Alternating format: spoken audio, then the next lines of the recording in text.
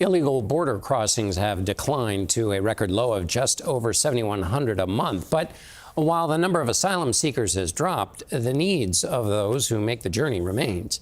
For tonight's In-Depth, CBS's Adam Yamaguchi reports one group has found a heavenly calling. This is the border between San Diego, California, and Tijuana, Mexico. Here, officials use a section in between double fencing as a makeshift holding facility to process migrants who cross into the U.S. illegally. This is how we welcome people. That's where we met Bree Stensrud. She was leading a group of 15 women to the border for their first time. Let's walk inside. She arranged for them to meet with a migrant aid group. We always have water. There's these blankets here because it gets cold at night. It's all a part of Women of Welcome, a group of evangelical women from across the U.S.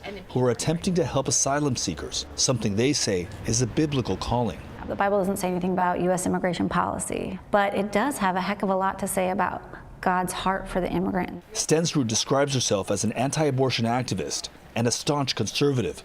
She says a similar experience clouded her views on immigration. Visiting an unaccompanied migrant shelter, I met two young girls, 11 and 13, who were mothers. And that was shocking to me because I had a young daughter at home, and no child chooses to be a mother at that age. So I immediately realized what America is being told was not the full story. And what was that story that was being shared? That those who are coming to the border all have nefarious reasons for coming. They are the worst of every country. And that's not what I saw. They're coming from prisons, they're coming from jails. White evangelical Christians helped deliver Donald Trump's 2024 presidential victory. He won the support of about 8 in 10 voters in the voting bloc, which represented about a quarter of the total electorate. You are still in the minority, holding the beliefs that you do about migrants. I think any time a more conservative evangelical engages in the issues of immigrants and immigration as a whole, you do feel like you're in a very lonely spot. So Stensrud created a space that's a little less lonely for other conservative women. While we were there, a group of migrants from Mexico and Turkey illegally crossed into the makeshift processing area, giving the women a first-hand experience of the realities of the border. The women made sure they got water, snacks, and information on what would happen next.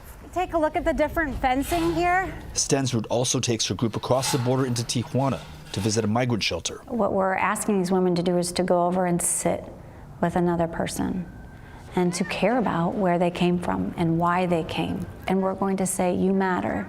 And that's powerful. Why are we forcing a family to wait on a dirt trash pile and use a dirty porta potty and get fed a granola bar a day when I know we can do better? Adam Yamaguchi, CBS News, San Diego.